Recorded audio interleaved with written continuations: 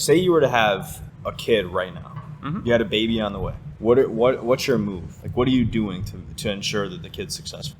Teach him choice.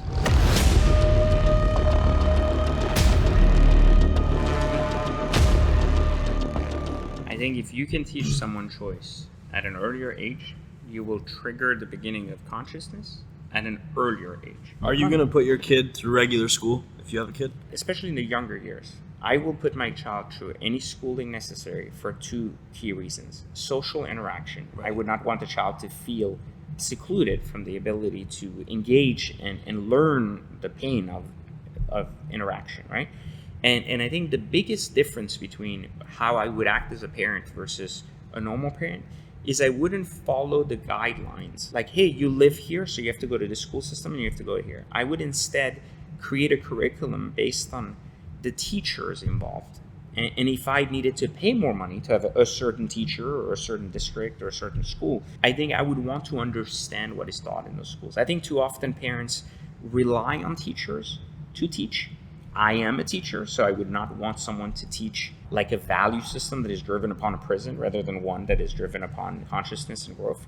So I would be careful about if I am indeed hiring teachers or I'm hiring workers to the state that basically work at these schools. Like, so that would be very important to me. And I think that one of the key things that I would be also very careful of, I would not deflect my role as a teacher to a teacher and expect not to remain one as well. I think this is a big issue. For example, we take our children to karate class and we go, have him teach you self-defense. But when you come home, the ownership of the teaching is not on me to continue that training, right? To say, hey, you know what? We have weapons in this room. Let me teach you how to use those too. So you're not just karate or this. You're kind of well-versed in all aspects of life.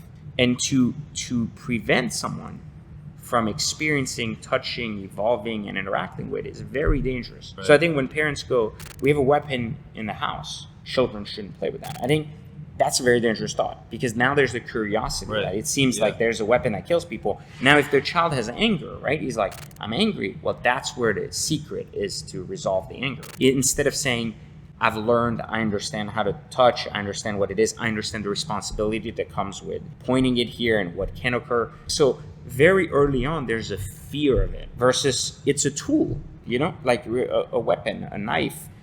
Even your mind is a tool. And we cannot expect a teacher to teach our kids everything. The same way that we cannot expect our kid to come home and be like, you were in school, now it's playtime. Like to separate education from the flow of progression. So you would think that deeply about it? Yeah, because I think which I think is great. Because I think consciousness is so powerful. Like how many young people are so lack of confidence, lack of capacity. When I approach someone and I'm like, on a case of awareness, consciousness, capacity, I consider myself maybe like a 9 to a 10. Someone would be like, that's your ego talking. Nobody's a 9 or a 10. On what basis? Like what basis do you have for that measure, right? Now, if I have a heightened level of consciousness and I've measured myself across all my interactions with all humans at all times and look and say, yeah, I'm probably like up there compared to most people in the way they think about life, society, themselves, their interactions, and their consciousness. It's the same way I can look at myself in the mirror and be like, oh, I feel overweight today. I should work out more. You know, not just because out of laziness, but I'm getting out of control into my best, most optimal shape.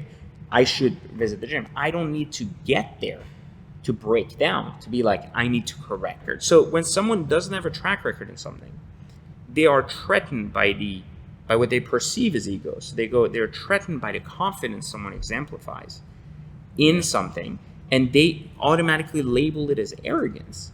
And they go, that person's not humble, they're not level-headed.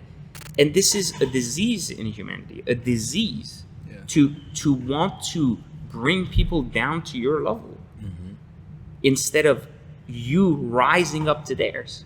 This is a disease. Humans believe, because of society and the way they've closed their ego and they can't open it, they're trapped, right? Yeah. And they basically look at that and they go, wait, we should all be equal.